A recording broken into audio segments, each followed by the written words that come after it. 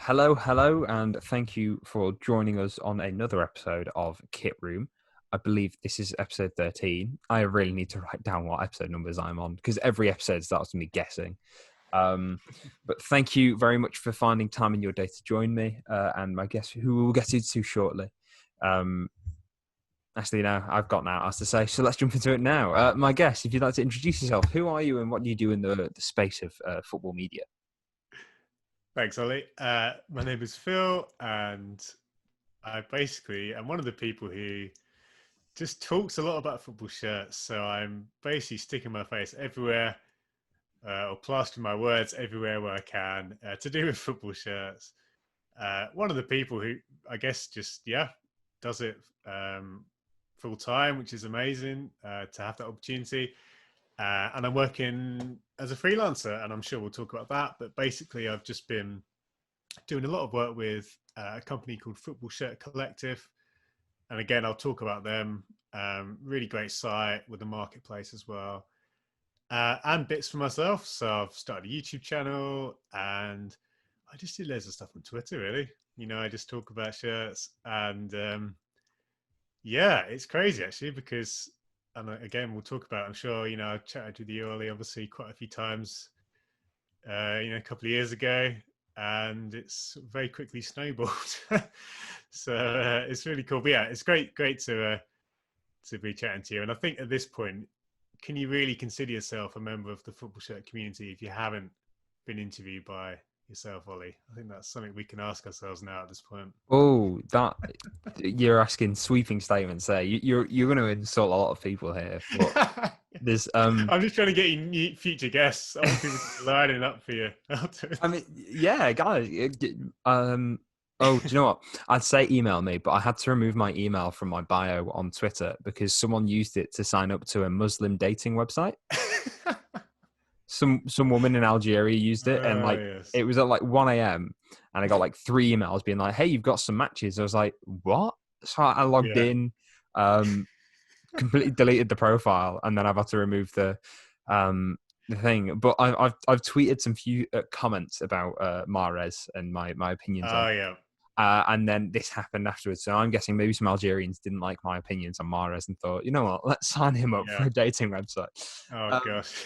but yeah, guys, get in touch. My DMs are open. Anyway, we cannot start. Not about a Muslim dating website though. Uh, We cannot start before without asking what you're wearing. mm, Most people will know what that shirt is. It's a grail amongst the yeah. community. And even better, you've got it in long sleeve. I only have it in short sleeve. But what are you wearing for the audio listeners? Well, it is.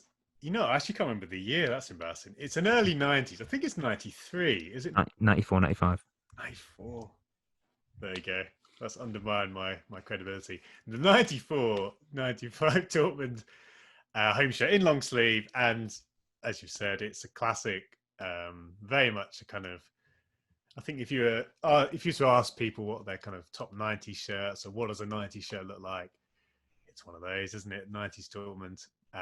Famous for, I think, probably the eagle wing motif, which is why I keep spreading my arms because I love that graphic. It's a bit big as well, but I mean, the 90s shit has to be a bit baggy, doesn't it? It always adds to the nostalgia. But yeah, 95 Dortmund. Oh, sorry, 94, 95 Dortmund. The only reason I know Very bright. it is that's when they went to like the luminous yellow. But the only reason I know that is because I've recently just done an episode on Kitted Out. And when I say recently, I mean like it was about 3 months ago because the episodes of Kitted Out have kind of dried up and slowed down while this is taken off. But you've got the Mm. away one as well in long sleeved as well, or is that one been moved on? Yeah, yeah. Yeah, no, that's still with me. Oh, Yeah, I've not let that one go. That one's a small though, which is a bit tight. oh, is it right? Okay. Yeah, so I'm wearing the 97 to 99 Manchester City away shirt.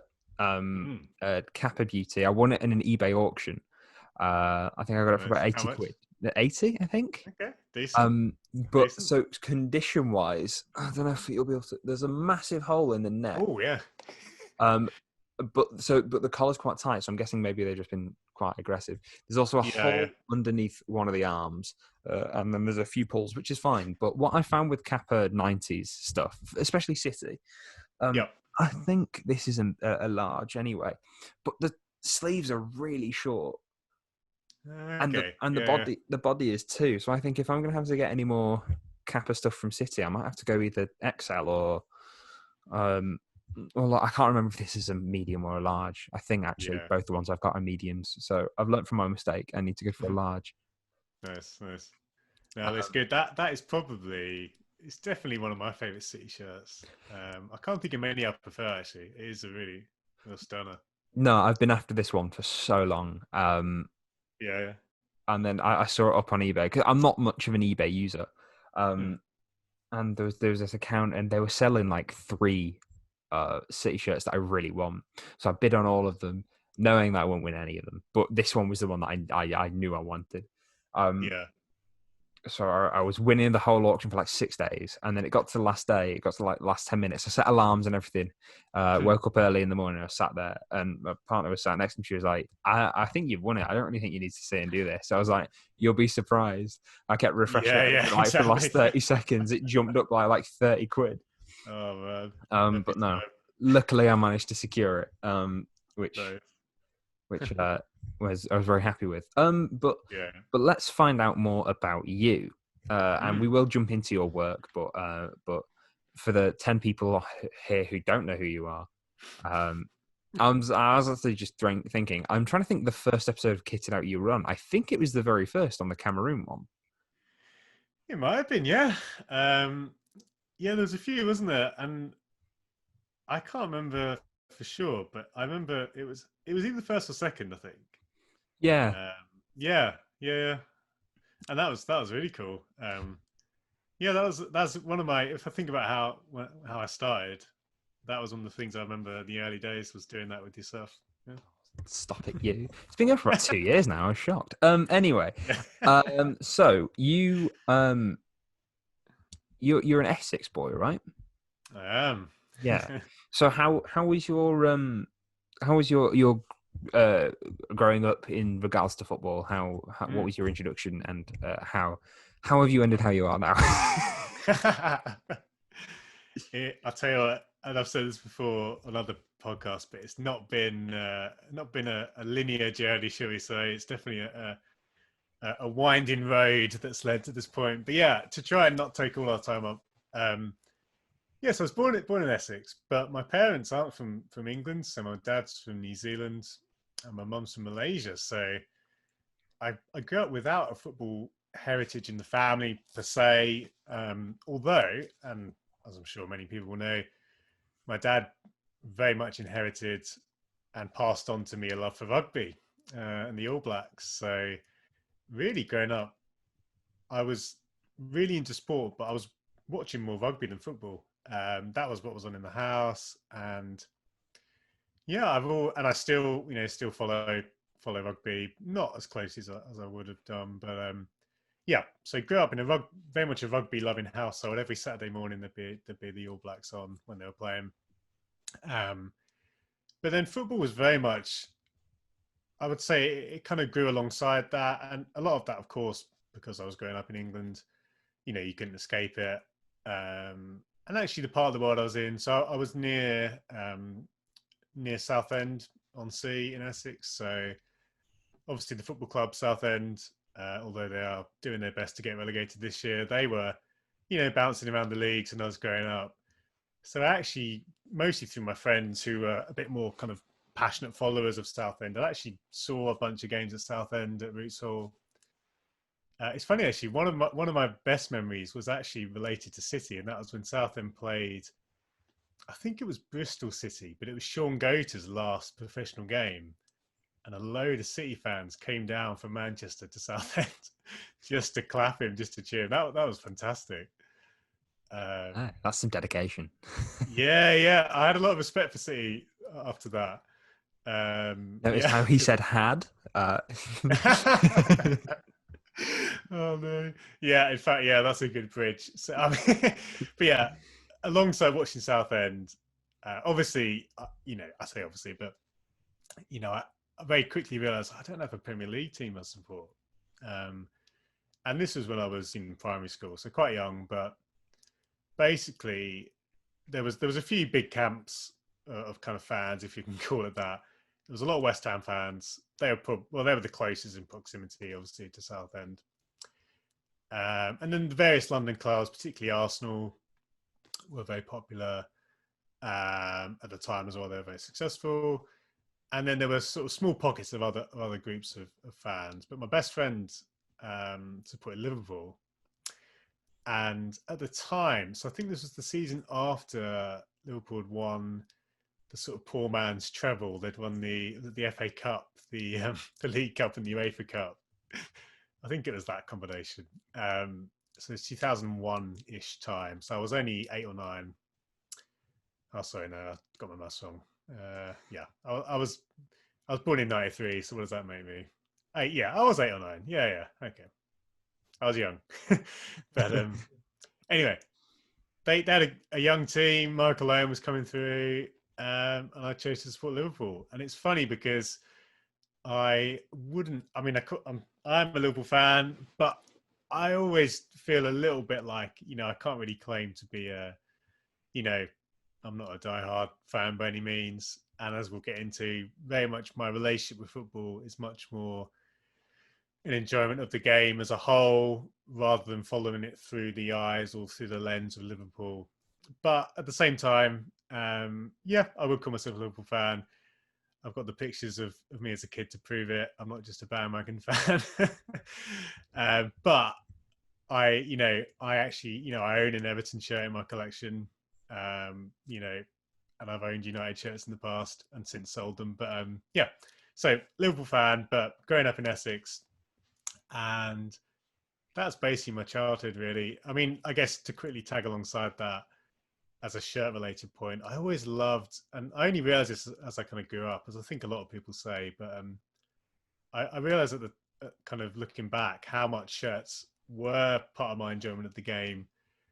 Like, I'd always prefer to buy FIFA over PES because FIFA had more official kits, and even if the game wasn't quite as good, I always gravitated towards that. And I used to love, I would almost religiously be following the different kits from different leagues through things like Sky Sports News, or, programs like there used to be, I think there was a J League program on Eurosport, like a weekly roundup match of the day type of thing. I used to love seeing the kits on there. So yeah, a love of kits and the game as a whole, alongside Liverpool and watching Southend as a kid. It's funny that you mentioned that you got FIFA because of the kits. So I was a PES boy until like 2011. And I obviously PES had the rights to the Champions League. So Yes. PES 2010, I always used to play as Inter with the kit with the snake up the side, and Yeah. I bought it about a year ago. But since I have Nice. considered myself to be a collector, I have wanted that shirt. I finally got it. I'm so happy. Nice. I got the away one. Lovely. Yeah, it's a great shirt. So yeah, I was gonna say you didn't have the say in introduction, or best way probably would be indoctrination in who to support through parents or through family. So you got to Yep. handpick yourself. Did you get Yeah. many kits as in your youth as well? To be honest, not many. I mean, so the first kit I got was a Liverpool kit, and that was in 2003. So it's just after.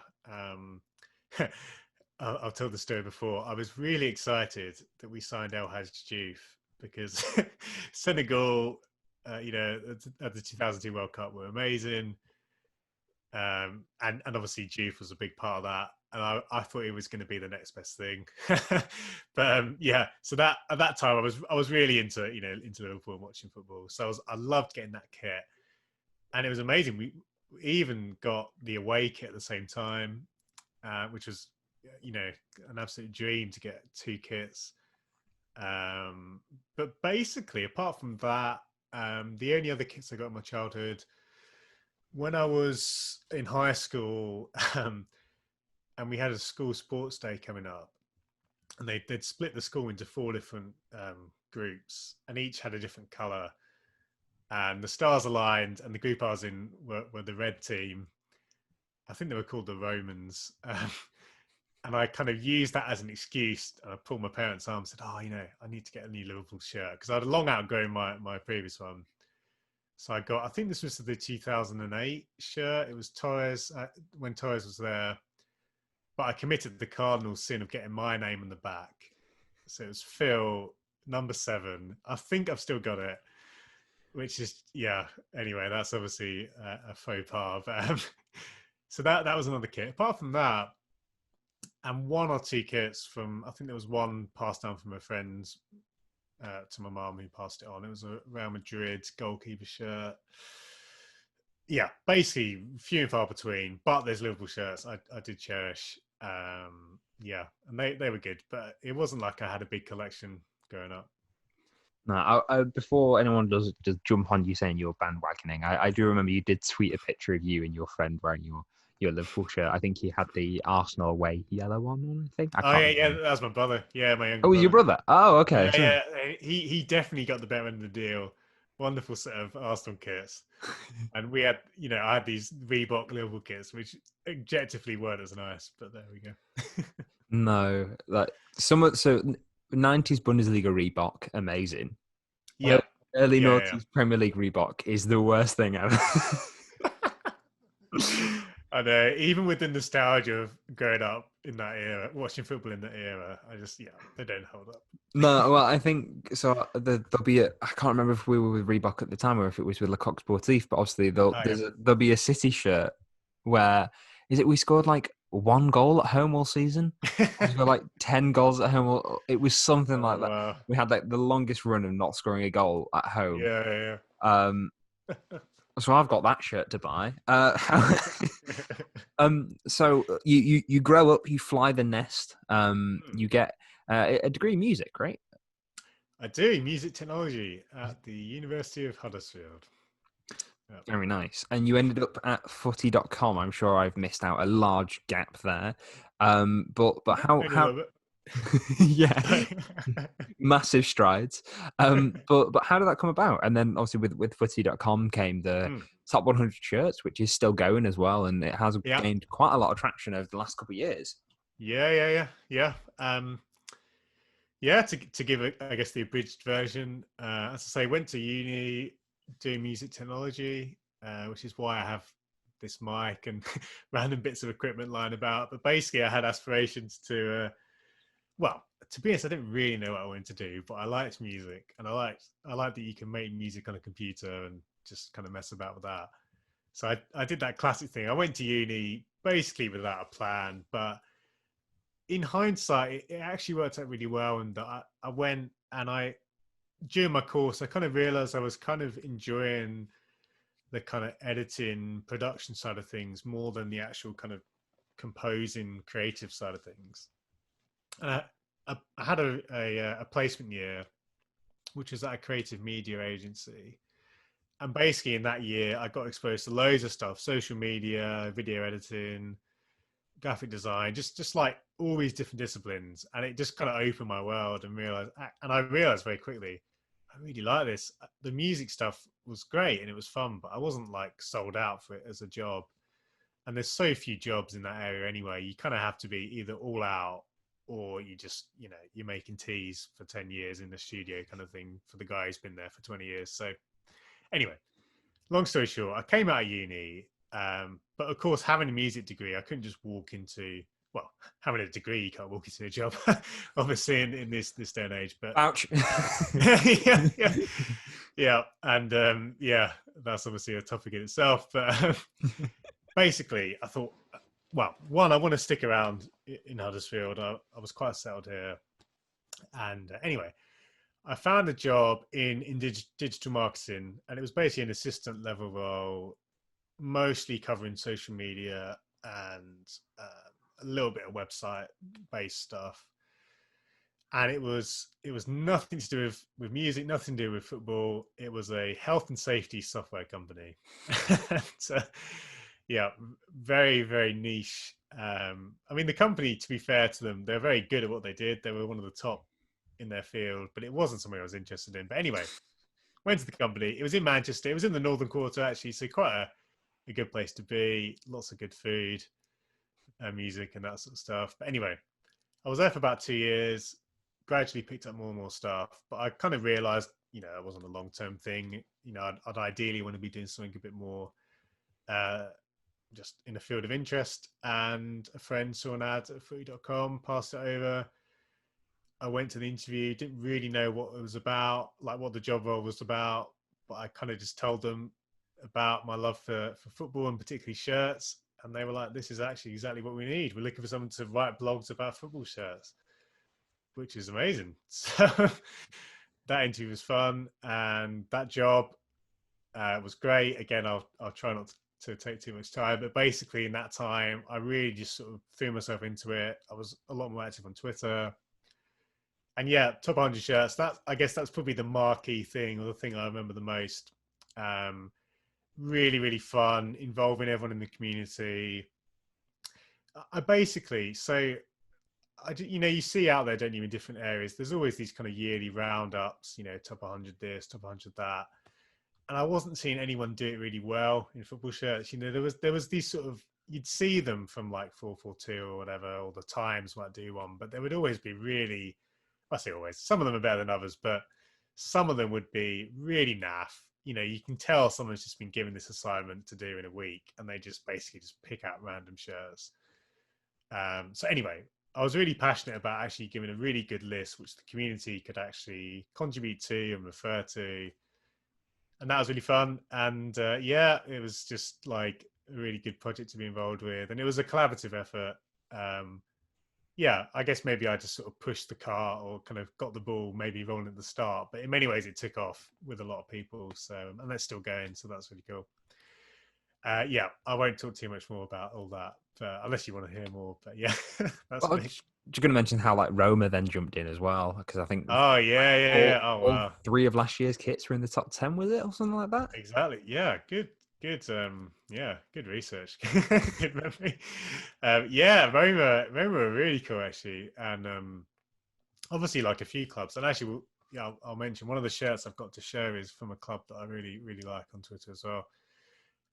Yeah. Very much like that was huge. As soon as Roma started following us, like the people at Footy were like, "Wow, this is so cool." Um, and I think Ben, who's still at Footy and I worked with closely, he wrote an article on their site, which is really cool, and got his name on there. But yeah, Roma are good. Obviously, they're in a category of their own, aren't they, in terms of football club Twitter?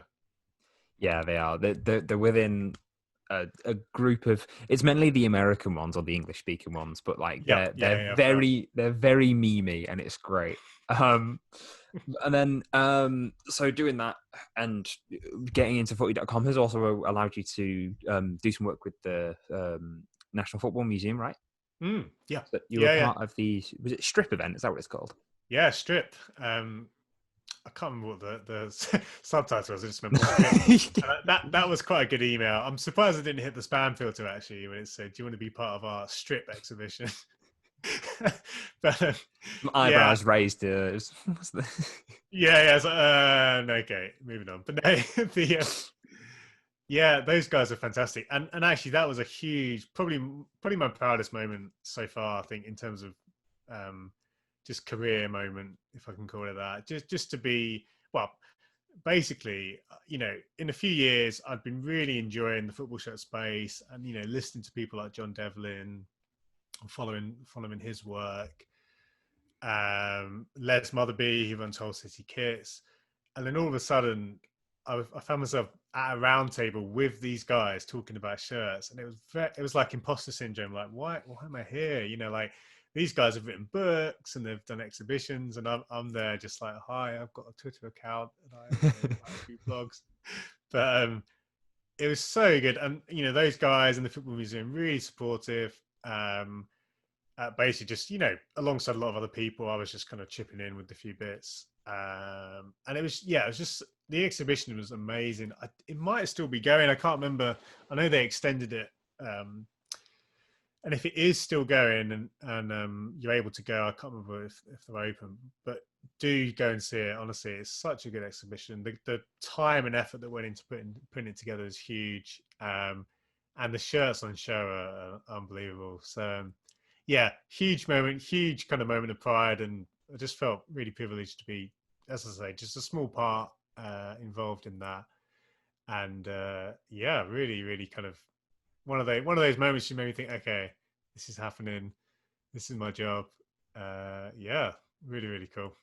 And I know 1874 Northwich have their shirt in there too, Oh yeah. so they might be watching this as well because I'm quite chummy with them. So hi guys. Um, Nice. um, so you went freelance. Was it the start of this year? It was it was Not the best year to do so. well, it was April. Yeah, so it was well, yeah, basically I started like in about January, February, I had in my notice, and yeah, just as lockdown kicked in, I went freelance. Perfect. So how was that gone? Obviously, you say you started a YouTube channel as well. I've just got it here. You have 1.76 k subscribers. It's not Nice. that's a tiny amount. And then through that, you've also opened up a Patreon. Yep. Can't remember what you've called it, but as you say, it's not just um kit talk, is it? It's like a Mhm. little. I was going to say training school, but that's not. It's not what I mean. Yeah, yeah. Yeah. Yeah.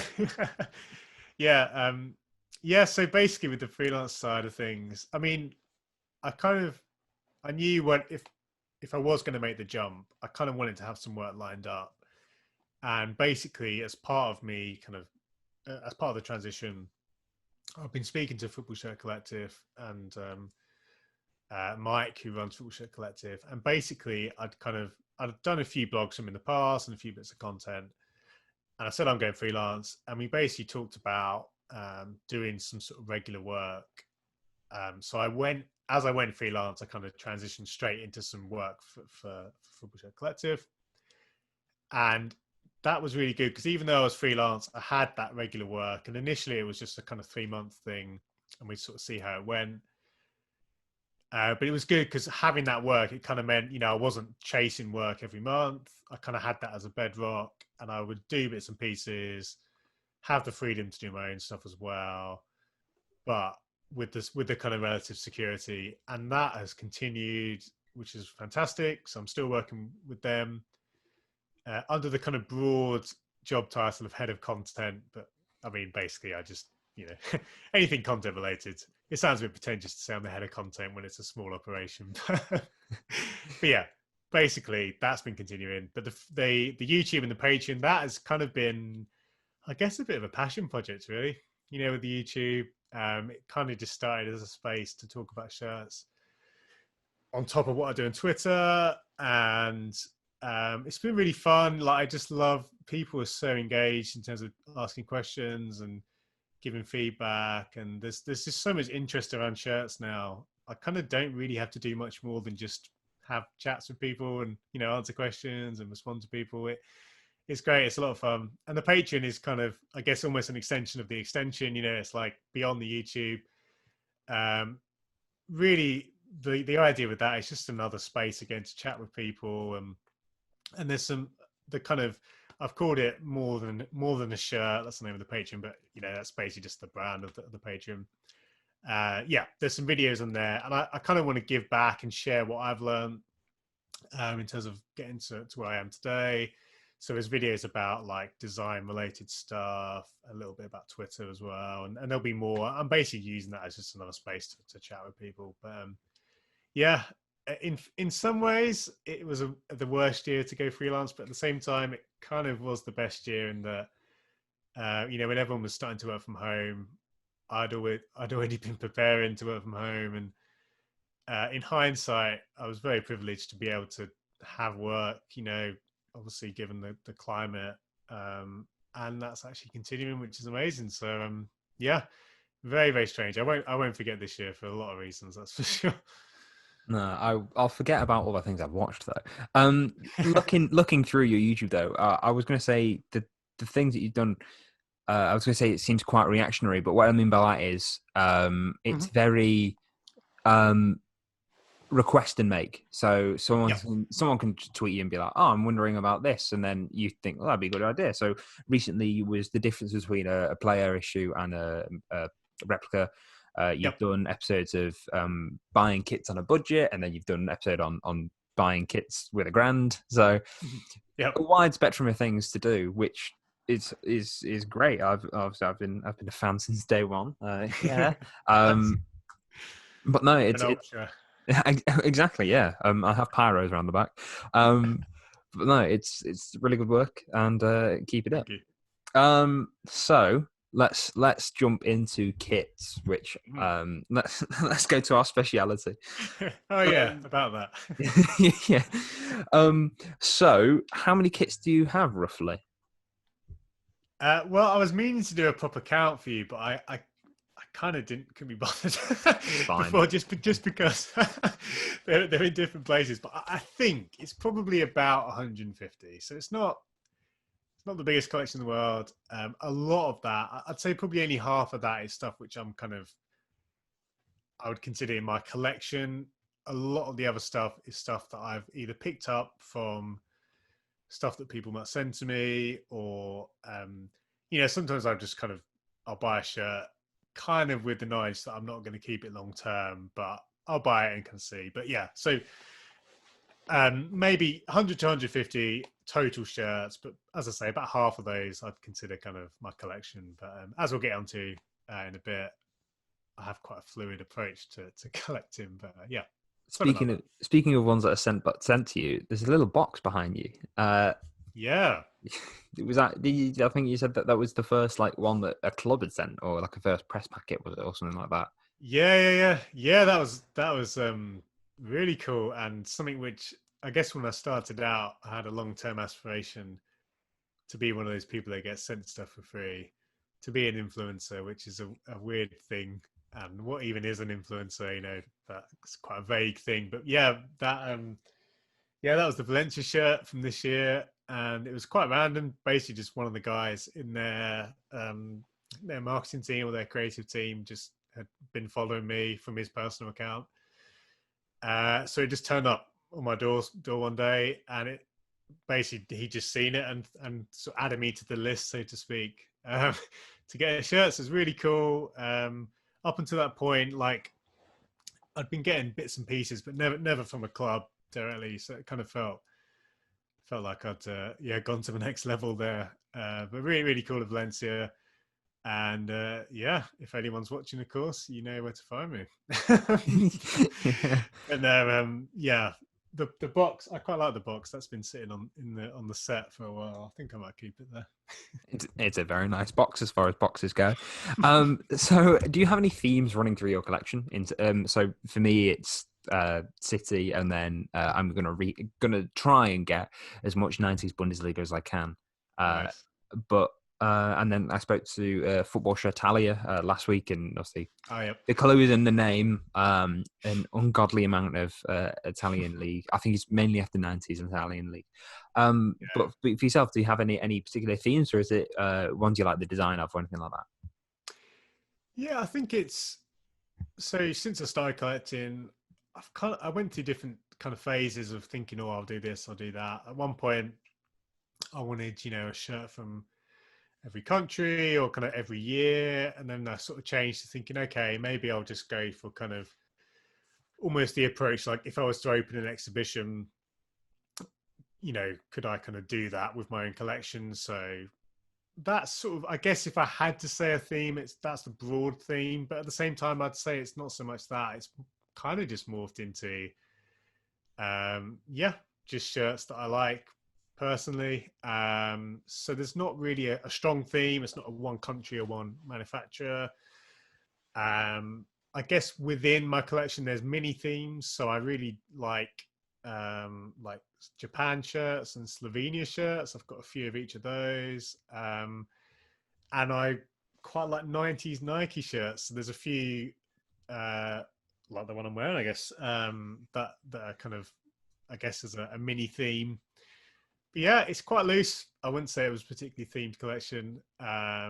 And in some ways, I think it helps because for someone like me who kind of likes so much stuff, I don't tend to spend big on shirts. I'm not looking to kind of complete the sticker book with that last kind of rare shiny type approach, which I think helps on budget anyway, because I can kind of say, okay, I really want that, but I don't need it. I'm not just missing one to complete the set kind of thing. Although I do really respect people that do kind of are collecting everything from their club from the last 20 years or whatever. That's quite a commitment. Fair play to those people. But yeah, basically a very long way of saying I don't really have a theme. Fair enough. I would love to do the collecting one from the last like 20 years or whatever, but it like Yeah, I have looked at the prices and stuff, and like I didn't even get the ball rolling before I gave up because I knew yeah, it's yeah, like no chance, no chance. yeah. So you touched on it briefly as a little bit of a hint, but you have a very relaxed what's the word I want to say? You're not a hoarder, Um, should we say? And no, it's a very one in one out type yeah, system that you have. yeah. So talk us a little about that. Mm. How do you run this operation? Yeah, yeah. That's a good question. I should ask myself that more, I think. Yeah, it's funny because I guess just without realizing, basically, I started to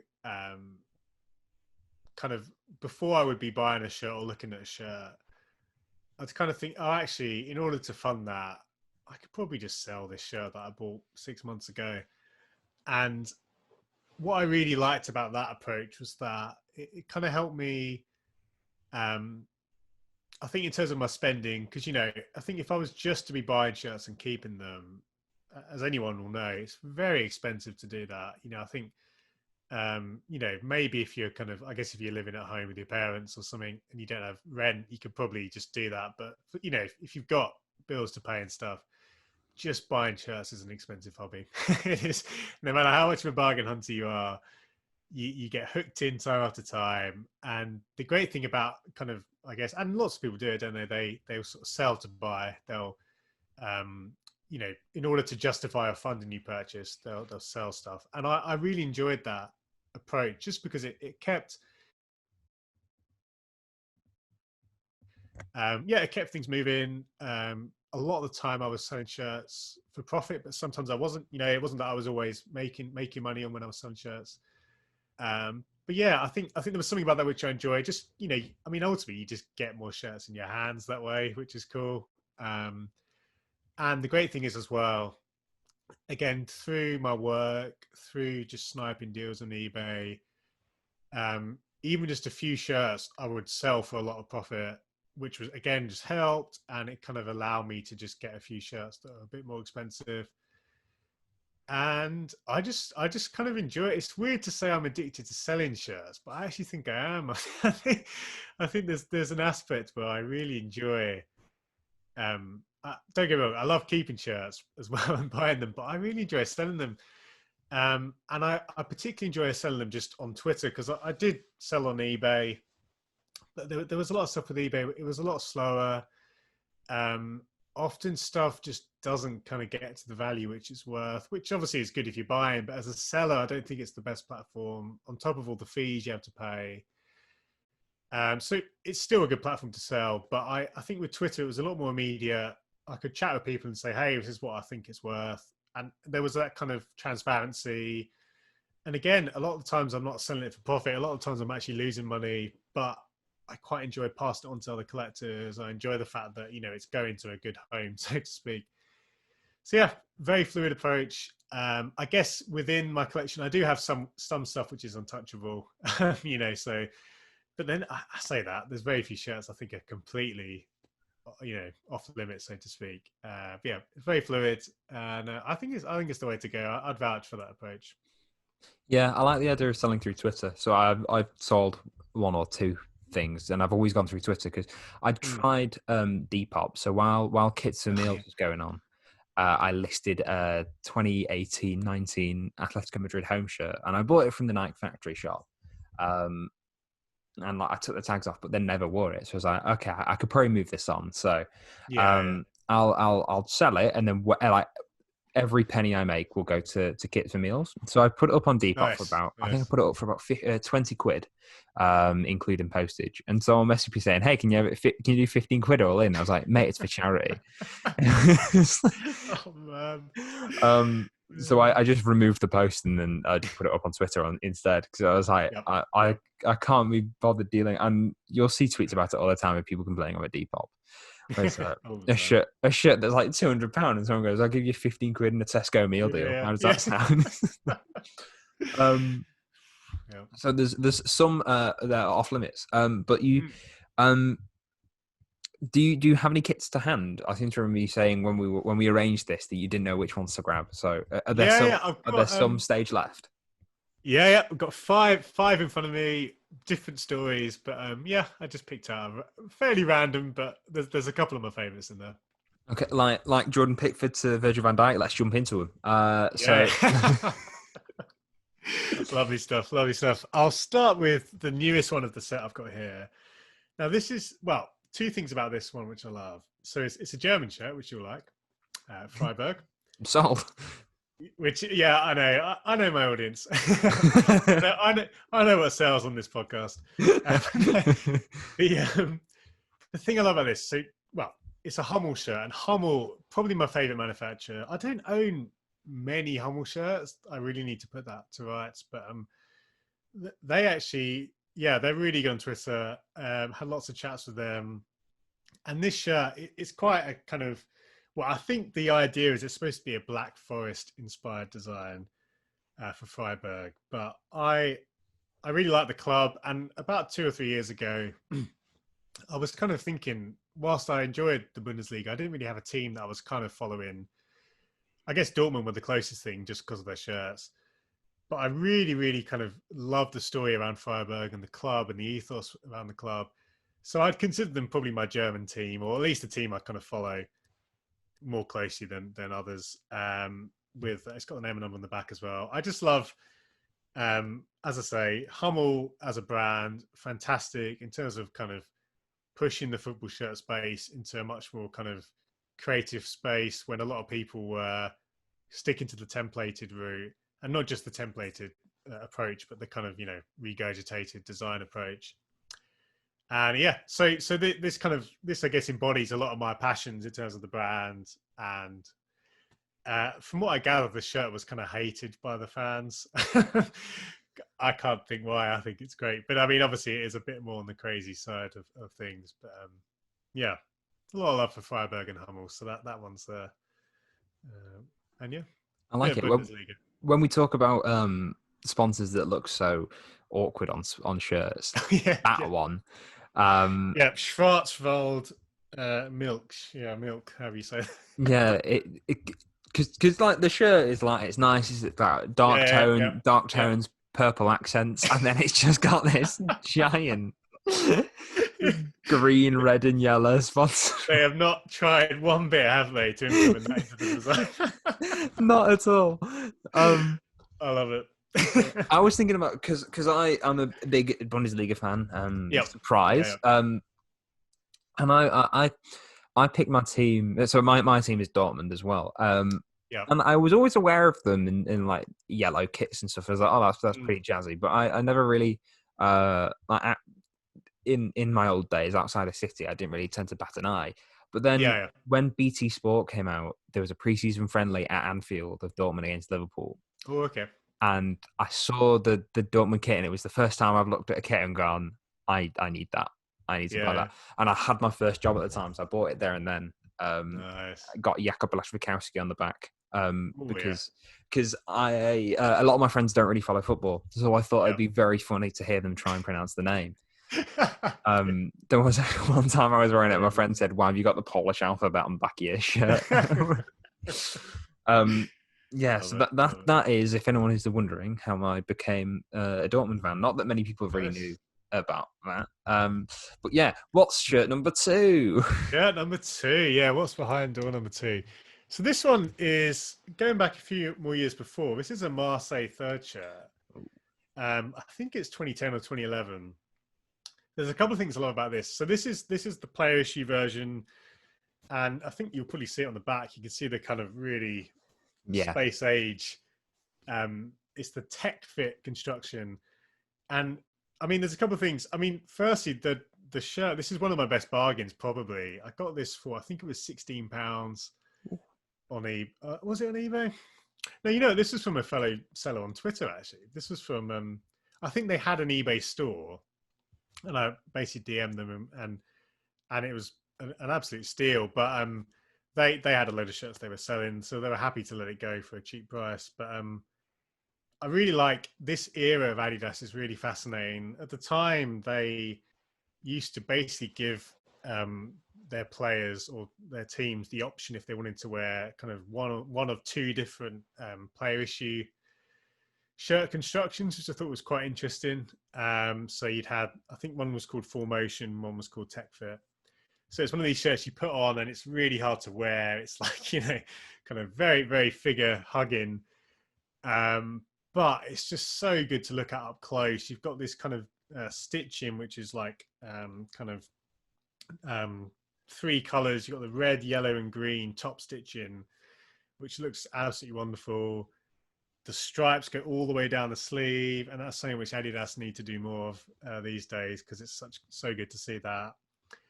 The design is fascinating. So the guy who kind of was chief behind this design is a guy called Jason Lee, who also worked with Hummel and now runs the brand Focke-Hela, who I think you might have even spoke to him or mentioned Focke-Hela as a fantastic brand who do a lot of great stuff and great initiatives. Anyway, so really, really good design. And just one of those shirts, I think, again, which is very much of its era of the late noughties and early tens. But, pick this shirt up. There's about 10 things. I reckon I could probably do about 10 videos of something related to this kit, because it's just, and I think with any kit, just the brand, the details, you can kind of, it brings you back to that time and place. And there's so much which you can kind of pick out from that. Yeah, it's the kind of thing I love about shirts. I could talk a lot about this, but I won't go too much longer. But yeah, Marseille. And actually, if I had to pick a French team to follow, or certainly from a kit perspective, it probably would be Marseille as well, for France anyway. But yeah, that's that one. Very nice. They have had some very nice kits. Yeah. My French team would probably be Monaco, and that's just because I really want to go to their stadium. Oh yeah. It's such a nice ground. Yeah, it is. It's a beautiful place. Yeah, I said that I've never been, only on Google. And that is a very nice shirt, and especially with the hindsight that City beat him 3-0 last night. Yeah. Good timing. So shirt number 3. Yeah, shirt number 3. I think anyone who's kind of our age or similar will identify with the Total 90 template. And the funny thing is with this template, a lot of people hate it. They kind of see it as the embodiment of everything that's wrong with shirts. But to me, I can't not look at this kit or kits of this template and not think about all the great Nike adverts that you'd have at the time. So I think this particular one was in a really good one with Brazil and Portugal. I can't remember the kind of, it basically was a load of legends just kicking the ball at each other. And, as a kid growing up, you just absolutely lapped it up. I certainly did. But also what I find really funny about this shirt, I'm a big fan of kind of slightly off the wall names and numbers. And I've got not Ronaldo or Figo, but Helder Postiga, which, as someone who's English, obviously, I think he either did he score a penalty against England, or he certainly, wasn't loved by English fans, and his time at Spurs didn't do him any favours. But yeah, love this shirt. I think this template, actually, Nike did a lot of good things. They did add some variation across the different designs. So even though it was, basically every Nike team had this, there was still actually a lot which they did really well. And I actually thought there was quite a novelty to that as well. We'd look at a team and you'd realize, they've got the same kit, but it's in their colors. I kind of liked a lot of that, even though I understand obviously a lot of the frustrations around it. But not the nicest shirt to wear. The material's not amazing, but from a design perspective, really love these shirts. Never really had much of an opinion on the Turtle 90 shirts. Yeah. But that, from the ones that I can cast my mind back to, that is probably one of the nicer ones that I can think Mm. of. I just think the colours go really well. Obviously, they're Portugal's famous colours; they've used them for centuries. But I think Yep. them they go really well, and I really like the yellow piping as well. Mm. Yeah, the typeface as well, very nostalgic of the noughties. That's they should really look at bringing that back, or at least it would look good. I think in the modern day as well. Really nice, really nice. Imagine the revitalised Total 90. Oh, Shirt number 4. We'll fly through these. What? cool. Yeah, yeah, yeah. We're Oh, getting a little bit older now, so we're going uh sticking with Nike, but this is a 90s shirt. And again, one of my best bargains. So this is the New York Metro Stars. And now, well, they basically became the New York Red Bulls. But they MLS shirts, really, really kind of like fun era 90s MLS in terms of design, in terms of colors. Obviously, the league had only just launched in the 90s, and the kits very much were like one of the vehicles, I guess, for the league. So really wild designs. This is actually quite a smart design, but it's massive, and the material again is really kind of heavy. So not the nicest or most comfortable to wear, but this was I think 40 quid on a vintage kind of stores site, which is a ridiculous price really, given the condition, given the shirt. So one of my best bargains, and I just love again like Nike, and I've talked about Nike, 90s Nike. So this is the late 90s, but I really really like a lot of the stuff. It's hard to kind of pin it as to why. I think there's lots of reasons, but broadly speaking, they were just really, really nicely designed. The colors, the patterns. It was kind of a really, really exciting time, and Nike were, I would say, the best at that. From kind of this Dortmund kit to kits like this, I would say, they really, really dominated. But I love the shirt. The badge is amazing. It's this kind of skyscraper. It looks like there's an explosion. Um, which is maybe not the most appropriate thing, but it's a lovely, lovely shirt, a lovely crest, and one of my favorites. no, that is very nice. It's early, Great to have a early. team name on as a sponsor as well. I really like that. Yeah, Very stylized there. It's really cool. very American. No, but Very American. but Yeah. early MLS stuff is great. I even clocked the old MLS sleeve patch on there as well of Oh yes, the yeah, old yeah, yeah, badge. yeah. It's so nice. Where Yeah. do you get your shirts from? Is there like is it eBay and just a collection of places, or? I actually think I probably shopped at at least at least once at every site. I'm very much a kind of shop farm wide. So early days it was all eBay, but I kind of opened up into kind of a lot of my stuff is kind of just directly to other people, so other collectors, people, yeah, just on Twitter, even things like, and I've not done this a lot this year, but in the last couple of years, I used to love basically just like DMing people in Brazil or Mexico and saying, "Oh, do you want to do a bit of a shirt swap?" And I used to love that. So I've got quite a few shirts from abroad, from people like that. And like almost every retail site imaginable, I've at least bought one thing from. So everything from places like Amazon to kind of smaller retailers. So basically everywhere. I don't tend to buy shirts new, although I do sometimes buy shirts new. So most of the time it's the kind of vintage resellers, right from CFS down to small independent operations. Yeah, so basically everywhere. But I do want to get back into eBay again. Although the problem is obviously now everyone's doing it, so it's not quite as lucrative as it used to be. But yeah, But everywhere, you're everywhere is partially good. to blame. You put out a guide on how to get steals on eBay. It's true. It's self-fulfilling prophecy, isn't it? Yeah. Have Uh, you ever bought anything on the 97th vintage? I don't think I have actually. I said I bought from everywhere, but I don't think I have. No, I'll have to Because check that out. I never knew anything about them, and my friend kept sending me shirts from them. They get new Nice. stock. They get a new stock or they put up new stock at midday every day. Hmm. There's not always shirts, but some of the shirts they do get are amazing. And Yeah. they're not at market value, so they're a little under. So Okay. I got the 1992 Manchester City away burgundy shirt. Oh yeah, yeah, yeah. Remember, Good one. they're Good one. for a large for 80 quid, Nice. and it's Good to on know. it's on classic football shirts at the moment for about £200.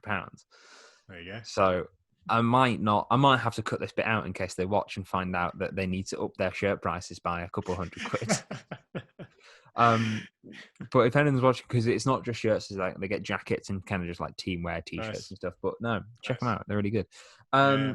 So your final shirt, Mm. the final one, have I miscounted? Yep. Yeah. Yeah. I've Yeah, saved the best for last. best Yep. to last. Oh well, let's go right ahead in. What have you brought to the table?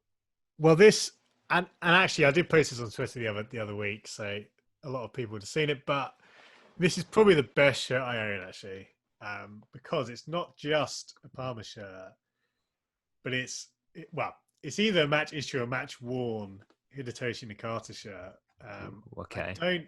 Now it's a bit of a strange one because I won it in the charity auction. Um, Kind of frustratingly, they didn't include a kind of authenticity certificate, but either way, at least what they claim, and I've looked at pictures, it certainly looks like it is a match issue, a match worn shirt.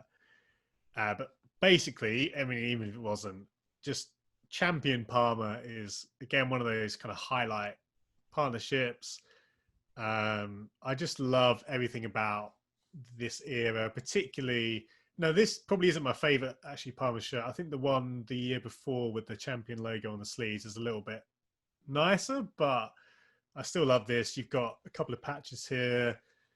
There's like an anniversary patch, and the typeface as well is kind of a bit weird. It's this kind of slightly jagged, um, kind of typeface with the number there. But I just love this combination. You know, when they kind of went full on with the blue and yellow as the home shirts, just such a fun era. The team obviously were legendary. It was legendary. Nakata, one of those kind of cult players who had some really good shirts, alongside Reebok at Bolton as well, of course. Another plug for Reebok. But, yeah, no, love this shirt. And the fact that it's match worn or match issue is really, really cool. I don't have many match worn shirts in my collection, so it's kind of quite nice to have one. And I just love, like, as I say, this era. If I had to pick one team or one era and team, Parma would definitely be a top five of all time for me, just for the colors and the design. You know, the champion designs, they're not the most refined. They do, again, very much of their era, a bit clunky, but it's aged really well. And of course, now people are trying to call back to the 90s and early noughties. And I just love it. So yeah, that's I think that is probably my favorite shirt I now own, or certainly if I had to just pick 5 shirts to keep, if my house was burning down, that kind of thing, this would definitely be one of them. So really, really in love with this one. very nice. What year is that? Because that anniversary patch, I have this. Let's see if my camera will focus on it. Yes, yeah, yeah, I have that one, and it's got the same sleeve patch on it, but obviously yeah. this one's also got the oh, what's it called? The Copper Italia shield Yes, on it, yeah, yeah, yeah. whereas that one doesn't. So I'm trying to work out what year it'd be. Yeah, so they kept this sleeve patch for 2 years, which is funny. So the one you've got there, which is the year before. So this, I think it's, well, what's it say? So it's 2003. So this is either the 2003-04 or the 04-05. I think it's the 03-04, Hmm. which is when and there's quite a few differences. So obviously we talked about the sleeves. Yeah, but it's funny that they kept the patch for 2 years. I don't really know why. I think also Nakata changed from 10 to 7, and then he actually left, I think, in January of this year. But yeah, so one of yeah, very much of that, like the shirt you've got there, grouped together.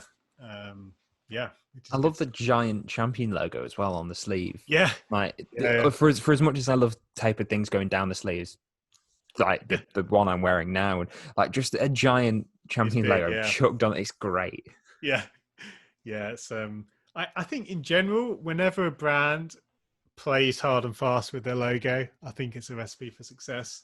So you know the kappa you're wearing there.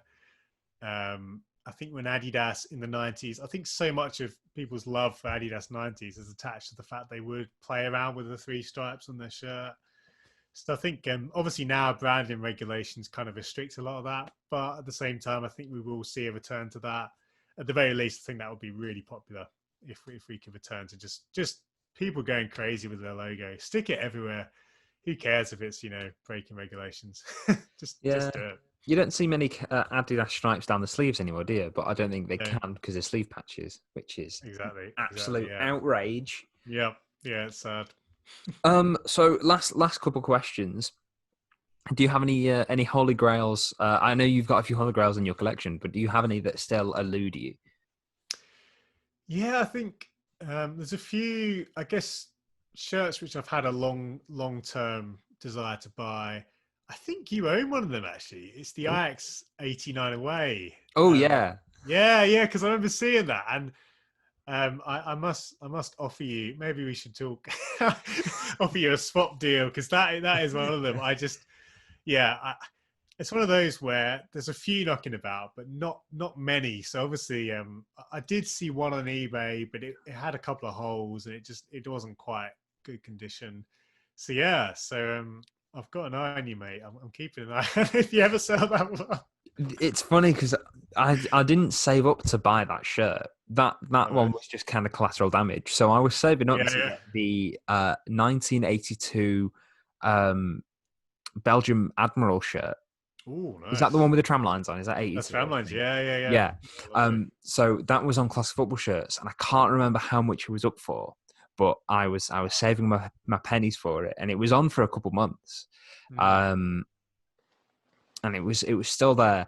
And as soon as like payday came, I was just about to buy it, and someone just beat me to it. I was like, oh no. Worst. But then like I was just on the new in page, and there was this Dortmund, there was this Ajax shirt. Sorry, I think it's a medium or a large, can't remember, but for like 175 quid, and I was like, Oh, I've got this, and I know it's a good it's deal. a grail. 'Cause I think it's now double that price now. Yeah. If it's But in good condition, I'd say, yeah, probably double. Yeah. um, but yeah, so the only reason I own that is because someone else out there beat me to a Admiral Belgium shirt. So you don't even love it. You can pass it. You can part with it. I can... Yeah, you don't treat it right. yeah. Bring it to someone who will love it tenderly. No, I have yeah. As I said, that's one of them. But, no, I think alongside that as well, there's one or two others. I mean, it's hard because I think there's probably about 100 shirts which I'd love to own. It's hard to distill that down into just a few. But I guess the other kind of thing I often think about is if I could own every Dortmund Nike shirt from the 90s, that would be amazing. But at the same time, I'm not sort of looking out to collect them all. But like, if I could, I would love to do that. And I mean, all the classics. I'd love to own a Denmark '86, a Holland '88. I mean, I don't think I'll ever own those. I don't think it would be worth probably owning one of those and spending £1,000 or 500 quid. But you never know. There are some out there. But yeah, I think that Ajax shirt is definitely one of my top ones. So as I say, I'm keeping an eye out for that one. I do. That one is a bit of a harsh question because obviously everyone has a Holy Grail shirt, as you say, the Denmark one, the Holland one. Like everyone will have their eye on. But it wasn't really until you said that then where it's like I might not even bother. It comes like kind of crossed my mind where it comes to the point where they become so expensive and so unobtainable that it's just like okay, Yeah, they exist, but I don't need to have them. yeah, yeah. So, I And I think yeah, because a lot of people obviously, when the really popular shirts, you'll get things like reissues or obviously score draw remakes and that sort of thing.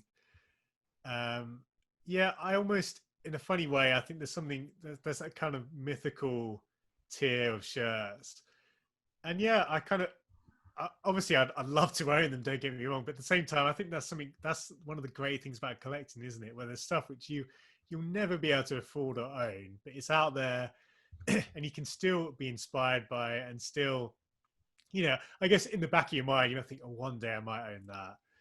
And I won't. Let's be honest. I'll never own an 88 Holland 88 shirt, or at least if I did, I'd have to sell all my shirts and some, and I'd regret it.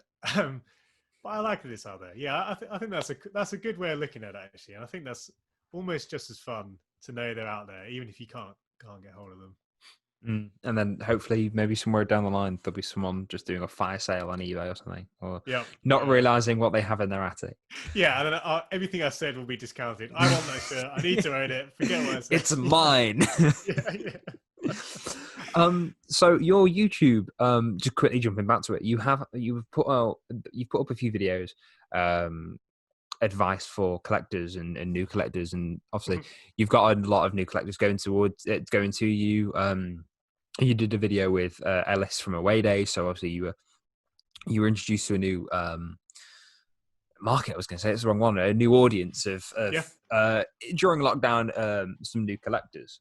So do you have any advice for any new collectors that you would like to preach now?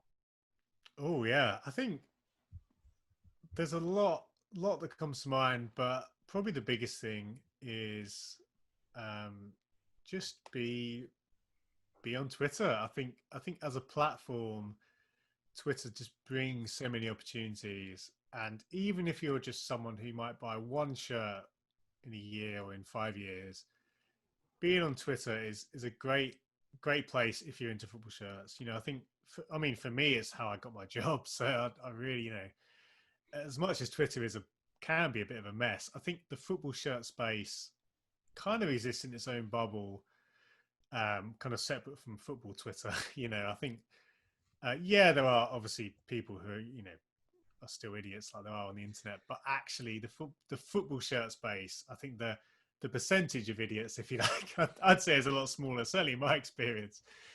And I think just it's so great to be connected with people, as I say, even if you're not somebody who buys as a shirts, just to see shirts, to talk about shirts, learn stuff about shirts. I'm always learning every day. I'm not this kind of oracle or all-knowing person when it comes to shirts. Like, I mean, my brand, if I can call it that, my personal brand is that I know a lot about shirts. But in reality, every day I'm learning. Every day I'm enjoying someone's content. Someone posts a shirt, and I think I've never seen that shirt before. And so I just think Twitter, I think it is unique in that sense, unlike other platforms.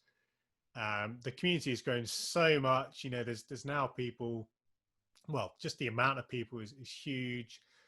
I think the quality has really risen in terms of the content that's there. So now people, you've got people like yourself doing regular shows and podcasts. You've got people who are really, really informative with their content. There's loads of great writers. So there's just so much on there. And I think for a collector, if you're a new collector, just being in the community, and even if you just chat with me, chat with yourself, people who are kind of out there, you'll very quickly realize we're basically all obsessed about the same thing, and that's really cool, and that's quite a kind of precious thing in this day and age when the world, especially with what's happened this year, but I think even in other years, as a society, as we're quite generally quite distant to other people compared to what previous generations probably were. Actually, there are meaningful connections to be had through things like Twitter, and which can obviously then become real life connect, face to face friendships, even, who knows. But I think it's just a great place to be. So I'd really encourage you to be on Twitter. And I'm not just saying that because you can follow me and I can get another follower, because it's more than that. I think that's the other thing I would say quickly is that there's so many accounts on there with maybe just a couple of hundred followers, but the quality of what they do is better than what I do with thousands of followers. I think don't just look at follower count. Don't think, oh, I don't want to be on Twitter because I've only got 10 followers or 50 followers. That doesn't mean anything. You can still not only contribute meaningfully to the community, but actually, you know, you very quickly realize follower count is a vanity metric. It's not anything actually worth worrying about. Actually, it's those conversations with real people about a passion which we share, which is so fun. So just be on Twitter, basically. To piggyback off a bit of that, from my experience, everyone is always going to respond. So as you say, it doesn't matter what the follow account yourself with however many thousand or someone Yep. with 200. There's always going to be a response from someone. Yep. And when you said that you're still learning every day, I wanted to lift the veil a bit. So I'm currently planning an episode of Kitted Out, the original Kitted Out. So if anyone who's watching or listening to Nice. this who doesn't know what that is, I do deep dive episodes into shirts and teams. I was looking at doing one for Bury AFC as their first kit from a Phoenix club. And I wasn't Nice. really too privy about what happened to Bury. So this is my notes page for all my research, which I did throughout. Come on, focus. Oh So yeah. this Yeah. is all the research I did and reading that I did on what happened to Berry and their kits and stuff. So Wow. don't be afraid to Google, guys, because it's all I do. Yeah, absolutely.